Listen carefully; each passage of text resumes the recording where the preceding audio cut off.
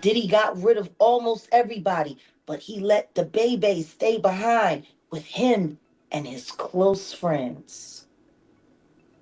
And then he talked about how Beyonce was there and Jay Z was there. Not at their house, at Diddy's house. DaBaby may have just revived his dead career after he came out to expose Beyonce and accuse her of being on those Diddy tapes. DaBaby claims he literally saw Beyonce there himself and she tried to get him to blow her back right in front of Jay Z and Diddy. Beyonce has already been accused of having something to do with Diddy right from the start of this mess, but DaBaby came through with the receipts that everyone was waiting for, and it's safe to say it's over for our girl. It turns out that she wasn't just indulging in these freak-offs. Jay was allegedly also servicing her out as a high-end escort, and he made her go through with this by filling her up with an unholy amount of nose candy. Apparently, the reason why B has been doing these back-to-back world tours is because she and Jay are trying to rack up as much money as they can before everything comes out in Diddy's trial, because they know their careers will not be the same by the time it's over. These DaBaby and Beyonce allegations started flooding around when a clip of DaBaby's interview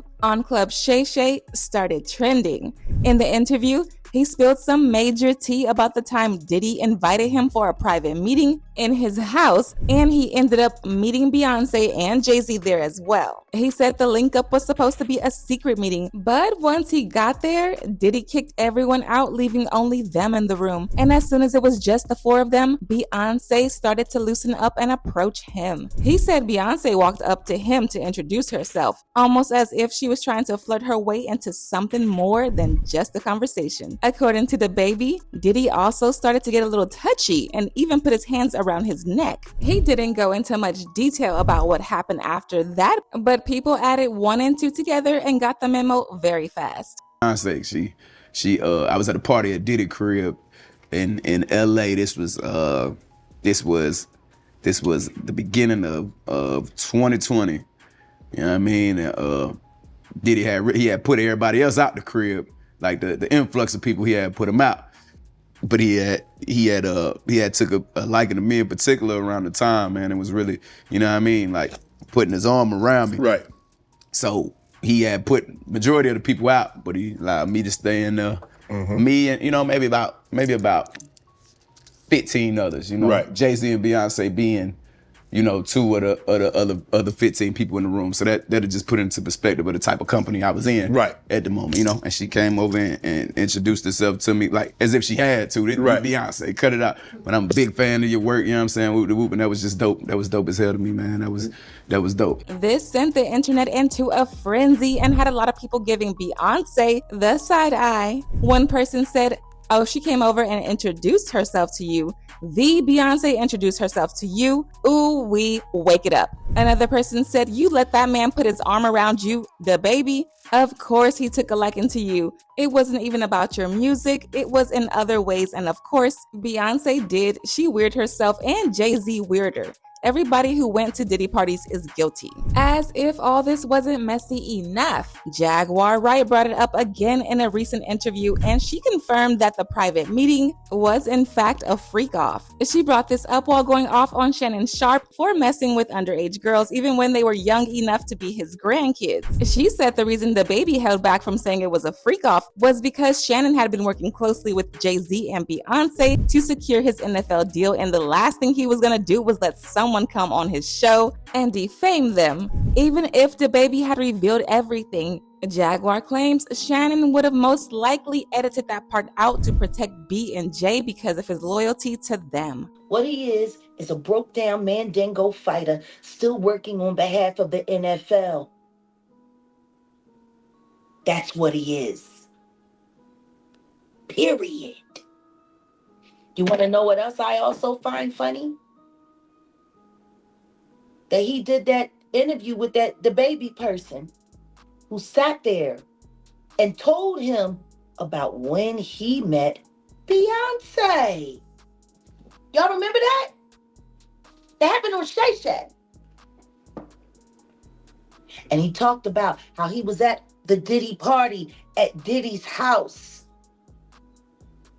And how after, the festivities were winding down and it was getting later into the middle of the night, approaching 3 a.m., Diddy got rid of almost everybody, but he let DaBaby stay behind with him and his close friends. And then he talked about how Beyonce was there and Jay Z was there. Not at their house, at Diddy's house. And how Beyonce presented herself to him. And she didn't have to do that because he knew who she was and he couldn't believe she was talking to him. But she approached him. Kind of like how she approached that old friend of his when he said that he was at the party and the little people was there and she asked him, "Isn't this sexy?" My. How illuminating. There's been a lot of freaking off going on for a long time.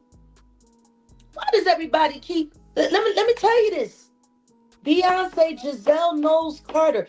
It does not matter how much money they spend, how many people, those tickets ain't gonna sell. You're caught. I wish you had the common sense that animals do when they're caught. They just surrender. But no, y'all gonna fight it to the very end. Y'all gonna bring this broke down old NFL bum who apparently will do anything with his genitals to help cover or create validity where there is none with the weirdos.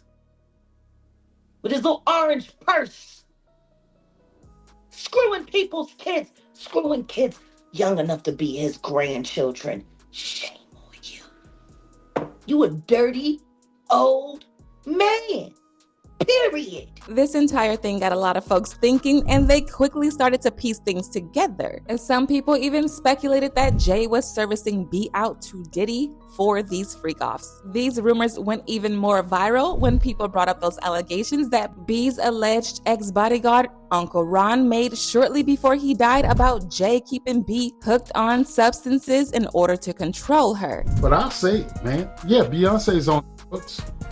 She's been on them for a long time, and you keep her that way. A lot of people felt like Jay allegedly keeping B on drugs was very similar to what Diddy was doing to Cassie. If y'all remember, Cassie said the only way she was able to bring herself into doing those freak-offs was if she was on drugs because she wasn't able to do it sober. But it doesn't stop there. Jaguar Wright also stepped into the chat a few months ago, and she also accused Jay of keeping Beyonce on substances for the same reasons Uncle Ron was claiming. And the more drugs he pumps down his wife's throat to keep her in a character. No, girl.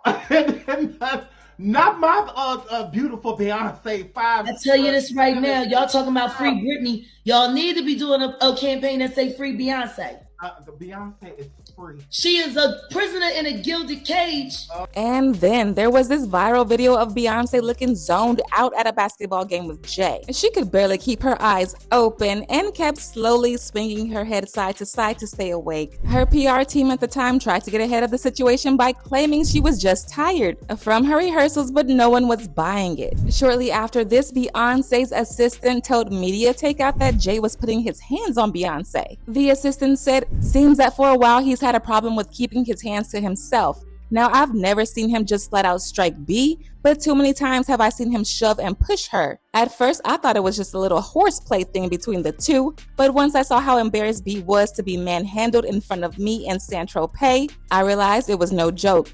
I've been Beyonce's assistant and friend for a while now, and I've always wanted to say something, but I never felt it was my place." He treats Beyonce like she's an object and not a person. According to the popular gossip YouTuber Storm Monroe, Diddy's trial is the reason Beyonce has been throwing all these products and tours in our faces. She doesn't know where her career will be by the end of this year, and she needs to stack up as much as she can. If y'all remember, she initially launched her clothing line with Adidas Ivy Park. That came and went. Then she went on the Renaissance World Tour, released a movie for the movie in theaters to make even more money, then released her Cowboy Carter album. Then she put out a perfume line as well as a tequila brand, and now on another tour again, which people claim feels rushed and last minute. The reason why they're already living separate lives, and we may actually see one of the biggest divorces in Hollywood, is because Jay Z is up next to be exposed.